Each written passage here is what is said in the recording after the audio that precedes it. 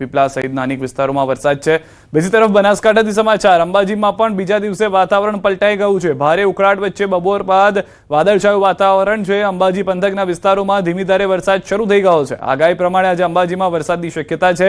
વરસાદી માહોલ છવાતા સ્થાનિકોને કાળઝાળ ગરમીથી રાહત મળી છે। ગઈકાલે પણ આવા દ્રશ્યો જોવા મળ્યા હતા। હાલમાં જે રીતે ઉના ગીર પંથકમાં પણ વરસાદ જોવા મળી રહ્યો છે। પીપળિયામાં, સાબરકાંઠામાં વરસાદ જોવા મળી રહ્યો છે। અંબાજીમાં પણ વરસાદને લઈને હવે અપડેટ શરૂ થઈ ચૂકી છે કે ત્યાં પણ વાદળછાયું વાતાવરણ છે, એટલે કે ઉત્તર ગુજરાતના વિસ્તારોમાં વરસાદને લઈને હાલમાં જે શક્યતાઓ છે તે વધુ પ્રબળ થતી જોવા મળી રહી છે। કેટલાક વિસ્તારોની અંદર તો વરસાદ શરૂ પણ થઈ ગયો છે। સાબરકાંઠા, પોશીના પંથકમાં ધોધમાર વરસાદ છે। અંબાજીના પણ આ દ્રશ્યો જુઓ, જ્યાં પણ વરસાદની શરૂઆત થઈ ગઈ છે। વીજળીના કડાકા ભડાકા સાથે ભારે પવન સાથે વરસાદ થઈ રહ્યો છે। વધુ માહિતી ન્યૂઝ સંવાદદાતા મહેન્દ્ર અમારી જોડાઈ ગયા છે। શું પરિસ્થિતિ છે હાલમાં અંબાજી પંથકની, મહેન્દ્ર? જી બિલકુલ સિદ્ધાર્થ, આપને બતાવી દઉં કે અંબાજી પંથકમાં સતત દિવસે વાતાવરણમાં પલટો જોવા મળી રહ્યો છે અને કહેવાય છે કે બીજા દિવસે પણ આમ બપોર બાદ એકાએક વાતાવરણમાં પલટો જોવા મળ્યો હતો ને કાળા ડિબાંગ વાદળો છવાયા હતા આકાશમાં, જ્યારે એમ કહે છે કે હળવા વરસાદી ઝાપટા પણ વરસ્યા હતા, જેના કારણે છે ગરમી માનસિક રાહત જોવા મળી રહી છે। પણ ખેડૂતોને જે તાળવે ચોંટાય તેવું લાગી રહ્યું છે કે ખેતરોમાં જે છે બાજરીનો પાક જે લચી રહ્યો છે એ આડો પાક પડવાની પણ શક્યતા જોવા મળી રહી છે અને ક્યાંક પાક બગડે તેવી પણ ભીતિ ખેડૂતોમાં શોભાઈ રહી છે। અને હાલ તબક્કે જે છે વરસાદને જે હળવા ઝાપટાને લઈને વરસાદમાં જે વરસાદ પડ્યો છે તેને લઈને ગરમીમાં પણ આંશિક રાહત અનુભવ રહી છે। સિદ્ધાર્થ, આભાર મહેન્દ્ર સમગ્ર માહિતી બદલ। તો સાંજે 7 વાગ્યા સુધી વરસાદની આગાહી। મધ્ય અને ઉત્તર ગુજરાતના કેટલાક ભાગોમાં આગાહી, સૌરાષ્ટ્રના કેટલાક ભાગોમાં પણ વરસાદની આગાહી છે। કેટલાક વિસ્તારોમાં હળવા વરસાદની શક્યતા છે। પવન સાથે વરસાદની હવામાન વિભાગે આગાહી કરી છે। બનાસકાંઠા, અરવલ્લીમાં વરસાદની આગાહી છે। ખેડા, પંચમહાલ, અમદાવાદમાં પણ આગાહી કરવામાં આવી છે। દાહોદ, પંચમહાલ, મહીસાગરમાં પણ આગાહી છે। ભરૂચ, નર્મદા, છોટાઉદેપુરમાં પણ વરસાદની આગાહી કરવામાં આવી છે। ગીર સોમનાથમાં, અમરેલી, ભાવનગરમાં આગાહી છે। બોટાદ, આણંદ, ડાંગ, તાપીમાં પણ આગાહી કરવામાં આવી છે। કેટલાક વિસ્તારોમાં તો વરસાદની શરૂઆત થઈ પણ ગઈ છે।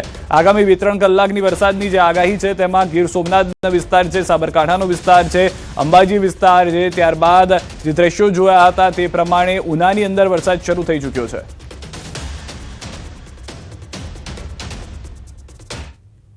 અન્ય સમાચારો પર હવે નજર કરીએ। સુરતથી સમાચાર, એસબીઆઈ બેંક લૂંટના આરોપી ઝડપાઈ ગયા છે। 6 દિવસ બાદ યુપીથી 2 આરોપીઓને ઝડપી પાડવામાં આવ્યા છે। સુરત ક્રાઇમ બ્રાન્ચે આરોપીને ઝડપી પાડ્યા। વરાછામાં એસબીઆઈ બેંકમાં 50 લાખની લૂંટ ચલાવી હતી।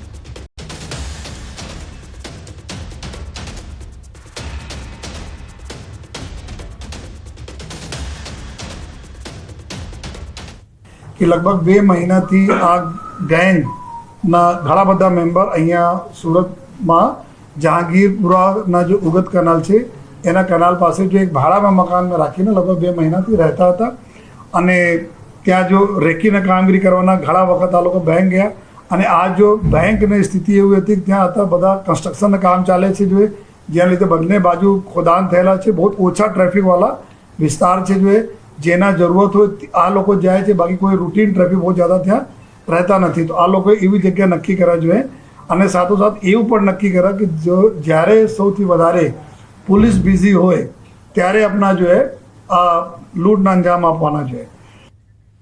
તો 2 મહિનાથી પ્લાન બન્યો હતો ભીડભાડ વગરની બેંકને ટાર્ગેટ બનાવી પોલીસ જે દિવસે વધારે બિઝી હોય તે દિવસને લૂંટનો પ્લાન બનાવ્યો હતો। कि अपना अलग अलग राज्यों जो एकदम क्रिमिनल है जो आ प्रकार गुनाओं में वेपन, आर्म्स एक्ट, लूट, डकैती में शामिल हो एना कॉन्टेक्ट કરીને અહીંયા મોકલે। અહીંયા એના જો માણસ હતા જોઈએ આ માણસ બધાને લેવા જાય અને લઈ આવે અને પછી સાથે રાખે જોઈએ અને જેટલા જરૂરત છે એટલા જ પરિચય એકબીજામાં કરાવે એકબીજા સાથે અને ટૂંકા નામ આપે જોઈએ અને એક વ્યક્તિને 4-4, 5-5 નામ તરીકે હોય ઉર્ફે ઉર્ફે ઉર્ફે ઉર્ફે, જેથી કોઈને સાચું નામ એના ખબર નહીં હોય, कौन क्या रहवासी हो आ भी आपस में आ लोग बात नहीं करता था। તો આ ગેંગનો મુખ્ય પટના જેલમાં બંધ છે। આંતરરાજ્ય ગેંગે દહેરાદૂનમાં 13 કરોડની લૂંટ કરી હતી। સમગ્ર ભારતમાંથી ખૂંખાર આરોપીની પસંદગી કરાઈ હતી। તમામ આરોપીઓ સુરત આવ્યા હતા। આરોપીઓ એકબીજાને ઓળખતા ન હતા। એક આરોપીના 5-5 નામ હતા। તમામના આધાર કાર્ડ મધ્યપ્રદેશમાંથી બન્યા હતા। બધા આરોપીઓના ખોટા આધાર કાર્ડ બન્યા। તો આ તરફ 2 મહિના પહેલા બેંકમાં રેકી કરી હતી। બેંકના ખૂણે ખૂણાના ફોટો આરોપી પાસે હતા। લૂંટ બાદ તમામ આરોપી હિંમતનગર બસ સ્ટેન્ડ ભેગા થયા। 3 આરોપી યુપી જવા નીકળ્યા હતા। 4 આરોપીઓ અન્ય જગ્યાઓ પર ભાગ્યા। માસ્ટરમાઇન્ડ કુંદન ભગત નામના સંપર્કમાં હતો। લૂંટના રૂપિયા કુંદન ભગતને પહોંચાડવાના હતા। કુંદન ભગત 13 કરોડના લૂંટ કેસમાં જેલમાં છે। અલગ અલગ રીતે બધાને એવું હતું ભલે મોડા થાય કે પહેલા થાય લેકિન લોકો મળશે હિંમતનગર પછી ત્યાંથી નક્કી કરીને ક્યાં ક્યાં આપણા ભાગવાના. તો આ લોકો અહીંયા જઈને હિંમતનગર બસ સ્ટેશન પહોંચ્યા. હિંમતનગર બસ સ્ટેશનથી પછી પોતપોતાને આ 3 લોકો યુપી ગયા, બાકી લોકો અલગ અલગ વિસ્તારમાં નીકળી ગયા બિના બતાવે કોણ ક્યાં જાય છે. પછી આ લોકો નક્કી કરે ફર્ધર જો એના સૂચનાઓ મળશે આ કુંદન ભગત ત્યાંથી કરશે, કઈ રીતે પૈસાની વહેંચણી, કઈ રીતે બધા મળી. અને બધા આરોપીઓ જો છે આ કુંદન ભગત સાથે લિંક છે. જો એક જગ્યાએ કોમન લિંક છે આ કુંદન ભગત છે બધા આરોપીઓનો છે. અને બધા આરોપી કોઈ ને કોઈ સમય ઉપર જો હે જેલમાં કુંદનના કોન્ટેક્ટમાં હતા. જોઈએ તો જે દ્રશ્યોમાં જોવા મળી રહ્યા છે, આરોપીઓને પકડીને લાવવામાં આવ્યા છે. કુંદન ભગત હાલમાં પ્રાથમિક દ્રષ્ટિએ માસ્ટરમાઇન્ડ હોવાની જાણકારી મળી રહી છે કે જેઓ જેલમાં આરોપીઓ સાથે સંપર્કમાં હતો, કે જે આખી સિન્ડિકેટ બનાવીને ચાલતો હતો. તો લૂંટની જે ઇનસાઇડ સ્ટોરી છે, સુરતના SBI બેંકમાં 50 લાખની લૂંટના આરોપી ઝડપાઈ ચૂક્યા છે. ક્રાઇમ બ્રાન્ચને સફળતા મળી છે. સુરત ક્રાઇમ બ્રાન્ચે આરોપી કુંદન ભગત ગેંગમાં એક્ટિવ હોવાની જાણકારી મેળવી. બિહારની કુખ્યાત કુંદન ભગત ગેંગમાં એક્ટિવ હતા આરોપીઓ કે જેઓને પકડવામાં સફળતા મળી છે. લૂંટનો માસ્ટરમાઇન્ડ કુંદન બિહાર જેલમાં બંધ છે, જે બિહાર જેલમાંથી આખું ષડયંત્ર ચલાવતો હતો. કુંદનને જેલમાં જ આ ષડયંત્ર રચ્યું હતું કે કઈ રીતે બેંક લૂંટવી. 1000 CCTV ચેક કરવામાં આવ્યા. 1500 કિલોમીટર દૂરથી આરોપીઓને ઝડપવામાં સફળતા મળી છે. ક્રાઇમ બ્રાન્ચના 7 PI 100 પોલીસ જવાનોની ટીમ જે છે તે ઓપરેશનમાં લાગી હતી. તો લૂંટમાં વપરાયેલી 3 બાઇકની નંબર પ્લેટ પણ નકલી હોવાની જાણકારી મળી હતી. ટેકનિકલ સર્વેલન્સની મદદથી પોલીસને કડી મળી છે.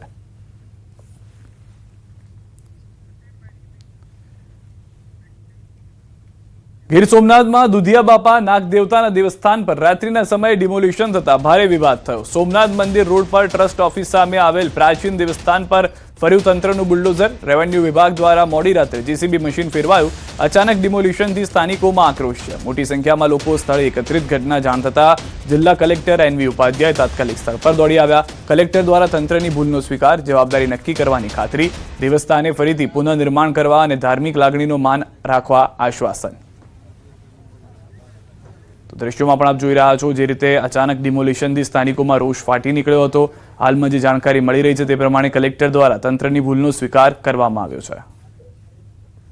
મેં કલેક્ટર સાથે વાત કરી. કલેક્ટર પોતે રૂબરૂ સ્થળ ઉપર આવેલા અને મેં ટેલિફોનિક વાત કરેલી ત્યારે એમને ખાતરી આપેલી છે કે આ જગ્યા છે એ તંત્રની ભૂલ છે, એ તંત્ર દ્વારા ન કરી શકાય. એટલે એમને ખાતરી આપી છે કે આ જે છે પરિસ્થિતિ, જે મંદિર છે જે પરિસ્થિતિમાં જે જ પરિસ્થિતિમાં ફરી કરી આપવામાં છે. જે બેરકો તોડવામાં આવી છે જે એ પણ પાછું બનાવી દેવામાં આવશે એવી ખાતરી આપવામાં આવી છે. વડોદરાના ઉમા 4 રસ્તા પાસે યુવતી પર હુમલો થયો. રિક્ષાની રાહ જોઈને ઉભેલી યુવતી પર 2 યુવકોએ કર્યો હુમલો. યુવતીના હાથ પકડી રાખી પ્રવાહી પીવડાવ્યું હોવાનો આક્ષેપ છે. પેટમાં ચપ્પુના ઘા પણ માર્યાના આક્ષેપ છે. અક્ષા બોરાવાલાને સારવાર માટે SSG હોસ્પિટલ ખસેડવામાં આવી છે. બંને યુવકોએ મોઢા પર રૂમાલ બાંધેલા હતા. એક્ટિવા પર આવેલા બંને યુવકો ફરાર થઈ ગયા છે.